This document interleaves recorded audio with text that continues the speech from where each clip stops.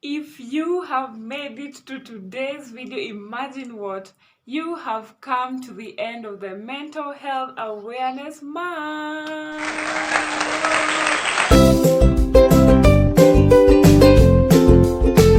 Hello and welcome to my space. My space is all about mental health awareness and wellness.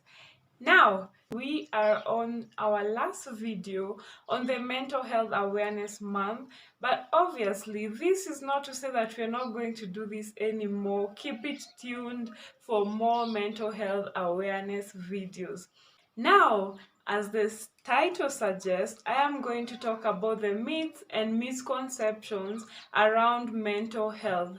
The reason for this is because you know that these myths are the ones that make people who are going through these issues to not open up, to not come to you, to not come to us, and to hide and suffer in silence. But this is no longer going to happen because what? Maryanne is here to educate you. The first myth: people tend to believe that mental illness is as a result of character flaw or a sign of weakness. I am pretty sure that you cannot go to someone who has cancer or someone who has diabetes and tell them that the reason that they are sick is because they cannot control their bodies, they cannot control their sugars, they cannot control their cells. This is the same. Mental illness is a disease just like any other, caused by a number of factors: environmental factors, genetics, life events, and someone who is going through this is not someone who is weak or flawed. The second myth is that people who have mental illness or have mental health problems cannot recover. Ulisikia wapi? This is not true.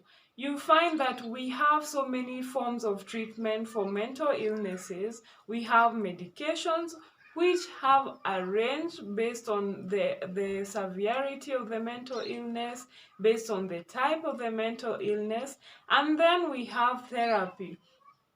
When it comes to therapy as well, we have so many therapeutic techniques depending on also what one is going through. So this is to mean that one can be able to manage their mental illness, manage their mental health issues, and actually continue with their lives. The other myth is that people who have mental health problems cannot live a normal life. By normal, I mean do the things like go to work, go to school, socialize with people, get married. Yes, they can get married. People who have mental health issues can and will live a meaningful and purposeful life. The important thing is that this gets managed. They can learn to live with it, they can have their coping skills whenever they're going through episodes, and they can live a life just like the rest of you. The other thing is that people who have mental illness are violent.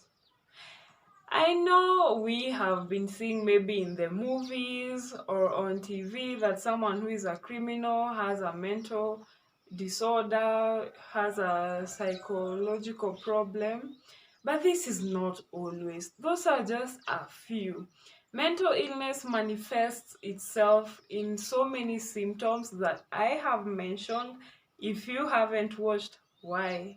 Please go back and watch it after we are done with this video. Mental illness manifests itself in different forms and symptoms, and of course one of them can be homicidal or suicidal tendencies, but this is not always. In fact, people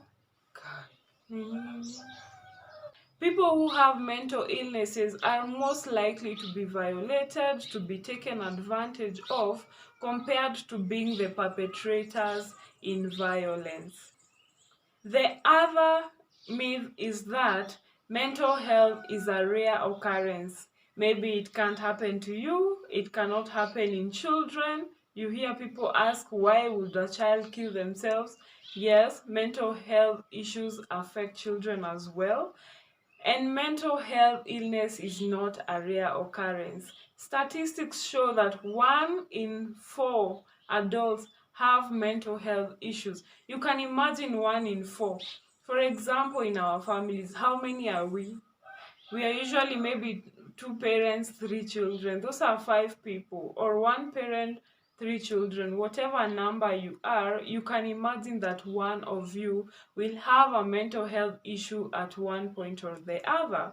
So it is very important to educate yourself about mental illness so that you can be able to help someone should this happen to someone you know. The other thing is that I cannot do anything about it. This is why we are here. We are here to educate you so that you can learn how to help someone who has mental health issues. In as much as you're not a psychologist, in as much as you're not a professional, there are things that you can do to help people who are going through this. You can reach out to them if you notice the symptoms. You can offer to take them for treatment. You can be there with them. You can listen to what they are told. You can be there with them after the treatment to remind them of the coping skills, to remind them to take their medication, and also don't forget to treat them with the respect that they need, just like any other person. So please don't say that there's nothing you can do just because you're not a psychologist or a therapist. All right? So that's it for today's video. I really hope that you have learned something so that we can stop stigmatizing mental health. We can be more open about it, talk more about it, and help each other out. Please like, share, comment, and don't forget to subscribe if you haven't. Until next time, bye bye.